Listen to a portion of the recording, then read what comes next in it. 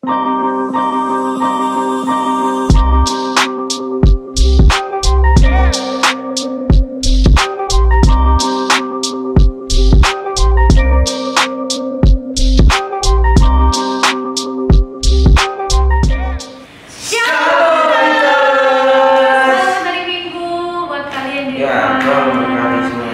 kita akan kembali lagi dalam ibadah hari Minggu di Seputar Terkenal online lewat YouTube.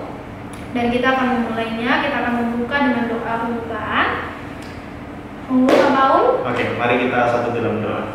Bapa yang Maha Baik, kami mengucap syukur atas berkat-Mu, atas kelimpahan kasih-Mu ya Tuhan. Di kala pandemi ini kami masih boleh dianugerahi teknologi ya Tuhan untuk bagi kami, sehingga kami masih bisa bertatap muka walaupun siang hari ya Tuhan. Terima kasih ya Tuhan atas karunia-Mu, atas berkat-Mu, sehingga kami boleh saat ini streaming ya Tuhan untuk mendengarkan firman-Mu yang akan dibawakan oleh kakak-kakak lain. Kiranya Tuhan, Engkau mempersiapkan kami ya Tuhan, hati kami dan juga pikiran kami, sehingga kami bisa fokus untuk menerima firman-Mu. Dan kiranya juga menyertai hamba-Mu, kakak-kakak lain, ada Kak Venska, ada Kak Paul, dan juga ada Kak Mak.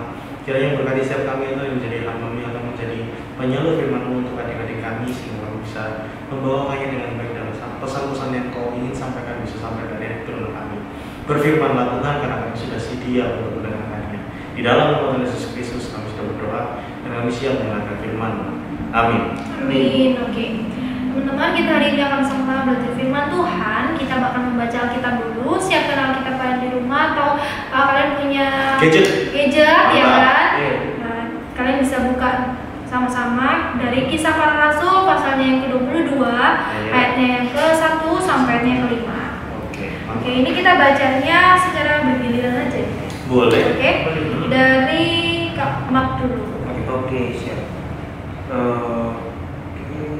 Kita baca Kisah Para Rasul 22 ayat 1 hingga yang ke-5 ya.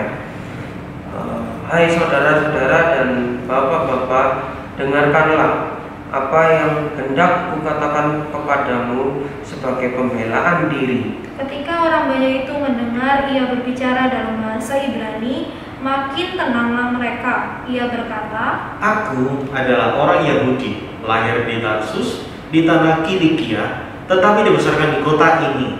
Dididik dengan teliti di bawah pimpinan Gamaliel dalam hukum nenek moyang kita, sehingga aku menjadi seorang yang giat bekerja bagi Allah, sama seperti kamu semua pada waktu ini. Dan aku telah menganiaya pengikut-pengikut jalan Tuhan sampai mereka mati. Laki-laki dan perempuan kutangkap dan kuserahkan ke dalam penjara. tentang hal itu, baik imam besar maupun majelis tua-tua dapat memberi kesaksian. Dari mereka aku telah membawa surat-surat untuk saudara-saudara di Damsyik, dan aku telah pergi ke sana untuk menangkap penganut-penganut jalan Tuhan yang terdapat juga di situ dan membawa mereka ke Yerusalem untuk dihukum. Sekian jauh pembacaan firman Tuhan kita di siang hari ini. Oke, kita akan memulai dengan firman Tuhan. Iya, ketemu lagi bersama dengan kakak-kakak Keja di sini. Ada siapa? Kak Mark dan juga Kak Paul dan Kak Venska. Jadi kita hari ini mau ngapain, Kak? Kita di sini mau ibadah. Iya, tahu. Iya, tahu dong. Maksudnya kita tuh mau bahas apa Kak hari ini? Oke. Karena firmannya akan beda. Kita akan bahas tentang ibadah kreatif. Nanti kasih kata-kata gitu ya. Karena ini juga sebenarnya relate ya Kak, berkaitan juga karena kita nanti ada pemberitahuan yang spesial juga buat kalian untuk minggu depan. Jadi jangan ketinggalan, kita akan memulai dulu. Simak video ini sampai akhir. Oke, kita hari ini sudah baca Alkitab tadi Kak. Kita udah baca dari Kisah Para Rasul 22 ayat yang ke-1 sampai yang ke-5. Dan kita tema kali ini berbicara mengenai memberitakan Injil secara kreatif. Seperti tadi sudah dikatakan Kak Paul bahwa kita akan sama-sama belajar firman Tuhan hari ini mengenai ibadah kreatif. Betul.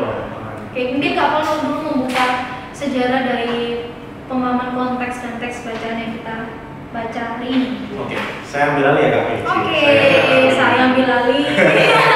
Jadi gini, kalau bicara sejarah tentang kita kitab Kisah Para Rasul. Kitab Kisah Para Rasul ini adalah kitab yang keempat di Perjanjian Baru. Yang pertama kan Matius, Markus, Lukas, Yohanes. Kelima. Dia bukan termasuk dalam empat kitab Injil, tapi dia adalah kitab kelima setelah kitab Injil. Ya. Nah, sesuai dengan judulnya atau nama kitabnya yaitu Kitab Kisah Para Rasul. Di kitab Kisah Para Rasul itu menceritakan tentang bagaimana para rasul melakukan pelayanannya. Kisah-kisahnya ya. Ada macam-macam ada. Dan yang paling disorot di sini adalah pelayanan si Paulus. Rasul Paulus. Sudah kenal semua kan? Kalau ada bukan Paulus loh ya. kalau ada yang belum kenal mungkin Kak Kevin nanti yang ngedit video bisa kasih IG-nya. Iya, IG masing-masing. Bukan Paulus ini, maksudnya Paulus, Rasul Paulus yang sebelumnya punya nama siapa kan? Siapa? Saulus. Iya, pintar sekali kamu. Jangan sampai kamu bilang namanya sebenarnya emak atau jadi dulunya Paulus ini sempat menjadi semacam penganiaya orang Kristen saat itu. Dia banyak melakukan pembunuhan dan ada orang-orang Kristen yang percaya sama Tuhan Yesus. Tapi akhirnya dalam perjalanannya ke Damsyik dia bertemu sama dengan Tuhan. Dia karena cahaya yang begitu luar biasa melihat Tuhan sampai akhirnya dia jatuh dan menjadi buta. Nah, itu bisa kalian baca di kitab Kisah Para Rasul yang sebelumnya. Oke? Lanjut, kitab Kisah Para Rasul yang pasalnya ke-22. Di kitab Kisah Para Rasul yang ke-22 sebelum kakak masuk ke pasal 22, di pasal 21 kalau teman-teman baca di perikop yang terakhir, bukan di perikop yang terakhir, tapi sebelumnya itu ada judul yang mengatakan bahwa Paulus ditangkap. Ada di Kisah Para Rasul 21 ayat yang ke-27. Nah, ini kan kitab ini kan ada rentetannya setelah pasal 21, 22 kan. Berarti yang di 22 ini, Kisah Para Rasul ke-22 ini Paulus diceritakan melalui pihak ketiga. Entah itu temannya, entah itu rekan sekolahnya, tapi kita nggak tahu. Yang pasti Paulus waktu itu sudah di penjara. Iya. Jadi sebelumnya itu ya dia ditangkap. Nah, gimana caranya si Rasul Paulus ini kemudian menyebarkan firman setelah dia di penjara? Dia itu melalui surat ke Efesus, surat ke misalnya ke Makedonia, segala macam Korintus. Itu ada bentuk pelayanan Paulus ketika Paulus di penjara.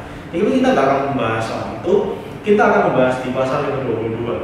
Nah, saya kakak buka aja ya tema ibadah kita pada hari ini. Tema bacaan kita, firman kita pada hari ini adalah membuat ibadah sekreatif mungkin atau membuat pekabaran Injil menjadi kreatif. Nah, kalau teman-teman baca pada ayat yang pertama sampai kelima, ini diceritakan oleh pihak ketiga kalau Paulus ini, ya kan, saat dia berada di salah satu kota, bukan di Yerusalem, tapi di luar Yerusalem. Nah, di situ Paulus memberitakan Injil kepada salah satunya atau beberapa orang yang merupakan orang perantauan dari Yerusalem atau orang Israel itu sendiri. Iya. Ya kan? Jadi Paulus di situ tahu ada beberapa orang Yahudi, orang yang berasal dari Yerusalem yang mengerti bahasa Yunani. Kayaknya waktu itu mereka di Yunani deh. Iya, mereka di Yunani. Ya kan, di Yunani. Nah, mereka lagi merantau. ada yang merantau kerja di mana? Nah, di situ Paulus akhirnya ketika tahu banyak orang Yahudi, Paulus tidak memakai bahasa Yunani atau bahasa di daerah setempat itu. Iya. Tapi dia langsung memakai bahasa Ibrani, bahasa yang dipakai sehari-hari oleh bangsa Israel. Mereka sendiri itu, mereka orang Yahudi. Nah, di situ dia membicarakan firman, membicarakan firman Tuhan yang menggunakan bahasa Yahudi. Nah, kira-kira nih teman-teman, kalau misalnya teman-teman berada di suatu perkumpulan, ya kan, atau berada di suatu tempat, atau teman-teman yang mungkin tidak berasal dari Surabaya, ya kan, yang berasal dari Manado mungkin atau dari Sumatera, orang Batak. Ketika kalian teman-teman di Jawa, ya kan, terus menemui suku atau teman yang sesuku atau ibadah yang di dalamnya banyak dari saudara-saudara kita yang sesuku, pasti kita akan merasa tenang, merasa berada di rumah. Nah, untuk selanjutnya akan diceritakan oleh Kak Venska dan Kak. Silakan Kak. Oke, jadi kamu kan tahu Kak Venska dulu. Kak Venska dulu. Oke, jadi tadi sudah dijelaskan secara singkat dari Kak Paul mengenai Rasul Paulus ini ya. Jadi langsung ke intinya aja bahwa kita belajar bagaimana kita berperan sebagai anak-anak teruna untuk sekreatif mungkin Betul. dalam Bersaksi. Iya. bersaksi itu mungkin dalam cara kita apa ya melayani ya Pak ya. Dan mungkin kita kalau sekarang contohnya mungkin di dalam lingkungan gereja, gereja kita aja lah. Kita kan gereja GPIB, Betul. Protestan Indonesia bagian Barat. Bagian Barat. Iya. Kalau GPIB identik sekali dengan sukunya tuh banyak. Oh, iya. Ada yang dari Manado, ada yang dari Ambon, ada yang Batak. Pokoknya campur aduk. Bahkan Jawa pun mungkin Banyak juga. Banyak. iya. Contohnya Ramak. Ramak ini juga Jawa ya. Jawa. Tapi Blasteran. Blasteran ya? ya, jadi punya banyak suku dan banyak budaya. Nah, dari sini kita mungkin bisa belajar bahwa ketika kita mencontohi sosok seorang Rasul Paulus yang dimana dia ketika meskipun dia berada di dalam kondisi yang sulit pada saat itu, harus ada di penjara dan segala macamnya, tapi dia masih punya kekuatan dari Roh Kudus yang membimbing dia untuk berpikir bagaimana caranya dia melakukan memberitakan firman Tuhan itu dengan cara yang kreatif, atau dia berpikir bagaimana ya aku bisa masuk ke orang apa tadi Kak, orang Yahudi, Orang ke Yunani. orang Yunani, tapi dengan bahasanya mereka sendiri ya mereka. Jadi mungkin itu merupakan salah satu poin plus buat Paulus, karena pada saat itu orang Yunani pun senang dan mereka merasa happy bahwa ketika mereka ada di perantauan atau apapun itu, dimanapun itu mereka tetap merasakan kayak kayak mereka berada di rumah kayak gitu kan. Nah, sama halnya juga dengan kita sebagai anak-anak teruna yang mungkin kita bisa belajar contoh dari Paulus bahwa kita harus tetap percaya bahwa dalam segala hal yang kita jalani apapun itu, Tuhan Yesus itu selalu ada untuk membimbing kalian. Roh Kudus Tuhan itu bekerja untuk melakukan segala misi Tuhan. Misi Tuhan itu apa sih ya? Kita memberitakan firman Tuhan. Memberitakan firman Tuhan juga berbagai cara, bukan hanya dengan berkhotbah ataupun dengan membagikan firman Tuhan, itu enggak ya Pak. Jadi banyak cara yang bisa kita pakai. Kreatif kita kan kita dituntut kita juga dituntut sebagai anak-anak muda gitu kan. Pasti lebih berpikir kreatifnya tuh lebih tinggi daripada orang tua yang pada zaman sekarang ini kan. Nah, mungkin itu poin pertama yang mau Kakak bagiin ke kalian, bahwa Tuhan Yesus itu ada dalam diri kita semua, dan kita harus belajar untuk berkreatif dalam segala hal yang kita jalani, untuk dalam pelayanan kita, bahkan dalam segala yang kita lakukan. Terus yang kedua adalah jangan pernah takut teman-teman, bahwa Rasul Paulus ya, dia sebagai seorang yang saksi hidup bahwa perjalanan dia untuk memberitakan firman Tuhan itu berjalan mulus gitu. Kita bisa lihat, mungkin kita bisa baca dengan banyak cerita di Alkitab yang menjelaskan bahwa ketika dia dihadapi dengan berbagai tantangan dan cobaan, tetapi firman Tuhannya itu tetap jalan loh. Tetap sampai. Sudah 2000 tahun. Iya benar.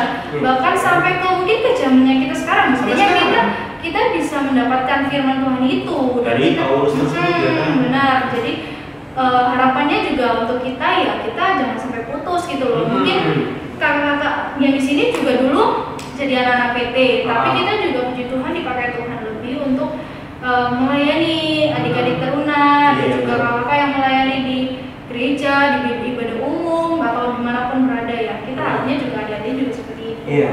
Mungkin Kak Mat mau nambahin? Oke, jadi kita udah banyak belajar ya tentang Paulus ya, dari sejarah yang tadi diceritakan oleh Kak Paulus, bahkan penjelasan dari sejarah tersebut yang sudah dijelaskan oleh Kak Venska. Nah, ini kakak mau menekankan aja dari sejarah dan ilmu-ilmu dari sejarah tersebut itu. Jadi pada intinya itu sebenarnya itu sama dengan tema yang kita angkat yang Kak Paulus tadi bilang. Nah, membuat ibadah sekreatif mungkin. Betul. Oke, teman-teman, kakak jelasin ya mulai dari awalnya. Kalau bicara tentang kreatif, sebenarnya hal-hal umum yang sudah dilakukan sama kita ini sebenarnya itu sudah ada ya Kak ya, semenjak pandemi ini. Itu ibadah melalui Zoom, Ada juga yang baru sekarang bisa pakai Google Meet, ya kan? Ada yang kita Ada yang ini. Nah, kayak gini, typing kayak gini di Iya. YouTube kayak gini. Ada juga yang bisa lewat WA Kita dan dulu, lain. kita dulu ingat banget Iya. ya sih Kak, awal-awal pandemi kita tuh lewat IGTV.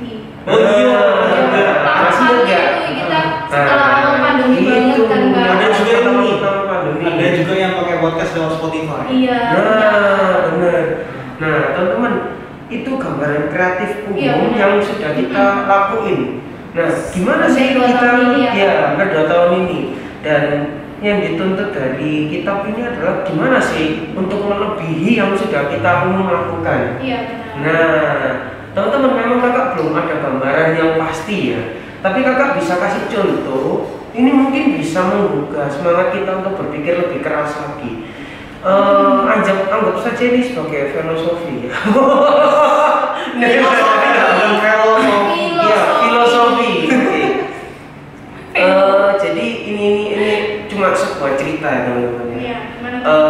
Ada sebuah orang, anggap saja orang itu Seseorang. A, B, C. Seseorang. Ya. Seseorang ya. Orang. Jadi anggap saja itu seseorang ya. Iya, seseorang Ada orang A dan orang B ya, kakak jelaskan ya. Jadi orang A ini itu adalah orang Jawa dan orang B ini juga adalah orang Jawa. Sama. Nah, ini ceritanya ini kayak gini. Yang orang B ini sudah duluan di perantauan ya, sudah merantau duluan ke Jakarta. Misalnya di Jakarta. Nah, ini misalkan ya, ini sudah ke Jakarta. Terus tiba-tiba menyusul si yang A ini ke Jakarta. Kebetulan yang B ini adalah seorang pendeta atau seorang hamba Tuhan, bukan pendeta ya, hamba Tuhan ya. Jadi dia suka memberitakan tentang firman Tuhan, apapun itu tentang firman Tuhan. Untuk anak remaja, mungkin untuk orang dewasa juga ya. Nah, A ini bertemu dengan si B. Nah, karena dia merasa baru, merasa teman-temannya juga kan di Jakarta kan bisa dibilang lu gua gitu ya bahasanya. Ya kan bahasanya kan Bahasa gaul. asing ya buat orang Jawa ya, yang biasanya permisi, Biasanya. sewu, ya kawan di tuan aku ngono ya. Iya. Tapi jangan disebut misonya ya. Iya, jangan. Ciri khasnya Surabaya jangan sampai keluar itu ya yang itu ya, yang negatif ya. Jadi dia mungkin bukan mungkin ya, dia bercerita sharing dengan si B ini, A dan B ini. Dan tiba waktunya pada saat si B ini mau menjelaskan tentang firman Tuhan atau dalam sebuah persekutuan. Nah, si B ini tahu A ini dari Surabaya dan dia tidak masih asing di sini. Akhirnya dia menggunakan bahasa Jawa kepada si A ini. Nah, jadi si A ini merasa nyaman. Dia merasa bahwa aku seperti ada di rumahku di Surabaya. Meskipun aku merantau, ternyata ada hawa-hawa Surabaya yang bisa merasuki hati, pikiran, dan kita merasa nyaman. Iya. Jadi ini sudah selesai ceritanya. Jadi gambaran seperti itu adalah gambaran kreatif. Adalah gambaran kreatif yang lain di luar hal-hal yang umum ini. Nah, kenapa sih kakak kasih contoh yang simpel ini? Karena apa sih? Sesuatu yang hebat, sesuatu yang luar biasa, sesuatu kreativitas yang akan muncul di depan itu berangkatnya dari hal-hal yang sederhana dari sini, teman-teman. Paham nggak? Jadi Habis makan apa tadi? Bijak sekali ya. Salah makan tapi jadi bijak. kakak mau memberikan semangat, kakak mau buka jalan pikiran kalian untuk bisa lebih dari Zoom, bisa lebih dari Google Meet, bisa lebih dari hal-hal yang kita biasa lakukan. Jadi kakak kasih motivasi dan kakak yakin teman-teman yang di rumah, bahkan kakak yang di sini pasti bisa lebih. Kita akan belajar bersama ya. Akan lebih seru kalau kita berkembang bersama ya. Berkembang ya. Mengembang ke kanan dan ke kiri.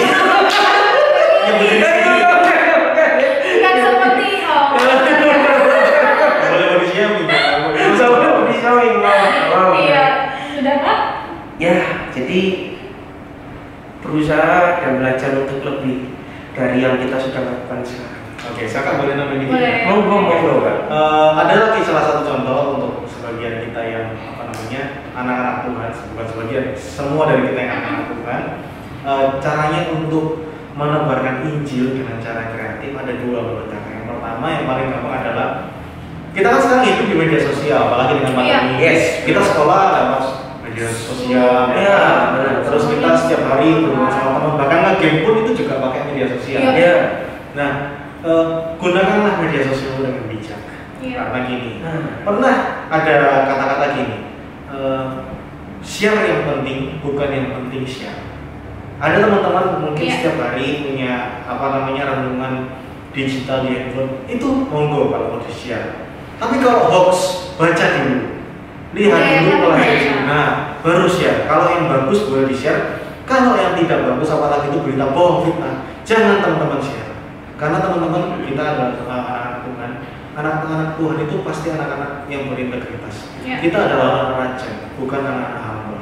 Oleh karena itu kita harus punya integritas dalam diri kita. Kalau kita adalah seorang anak dari raja, anak raja itu mempunyai prinsip dewasa dalam berpikir dan dekat dengan Tuhan.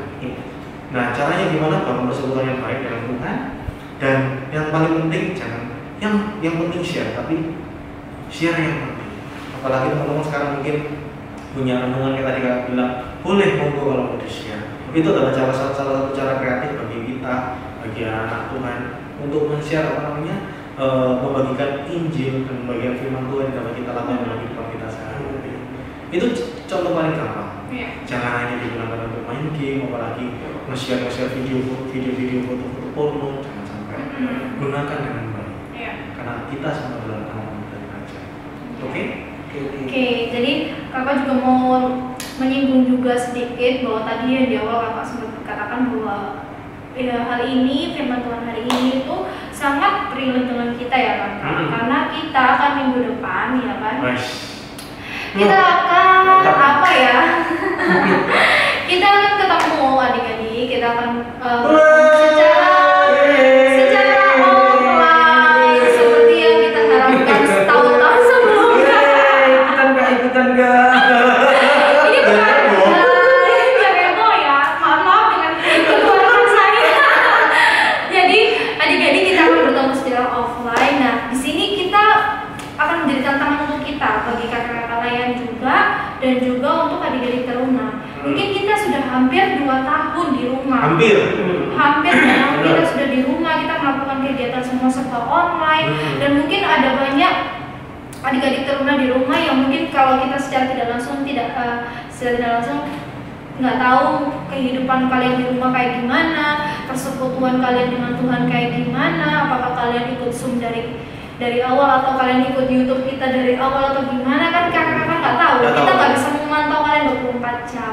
Tetapi yang harapan dari kakak-kakak lain di sini bahwa setiap kali kita memberikan tayangan YouTube setiap minggu itu kita berusaha untuk bagaimana berpikir kreatif untuk bisa adik-adik terima supaya kalian juga tidak bosan. Nah, harapannya kakak-kakak di sini ketika nanti kita udah mulai ibadah offline meskipun tidak full setiap hari minggu ya Kak, tetapi mungkin kalian bisa belajar dan mungkin kalian juga bisa menuangkan ide-ide kalian, kreatif kalian yang mungkin kalian terima di gereja lain gitu ya, atau gereja yang seasas atau berbeda gitu kan ya.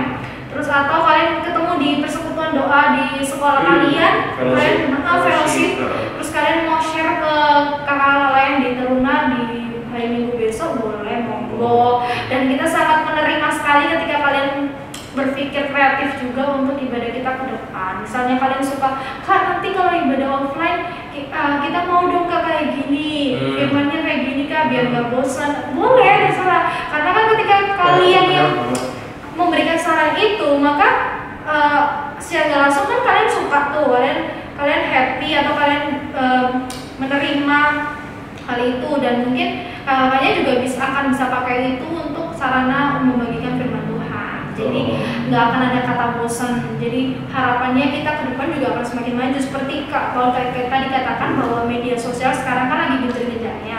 Ya kita pakai itu teman-teman. Kita bisa sekreatif mungkin untuk bisa melakukan apa yang menjadi bagian kita untuk memberitakan firman Tuhan secara tidak langsung, kayak gitu. Jadi oke, seperti yang sudah dibocorkan Spoiler alert.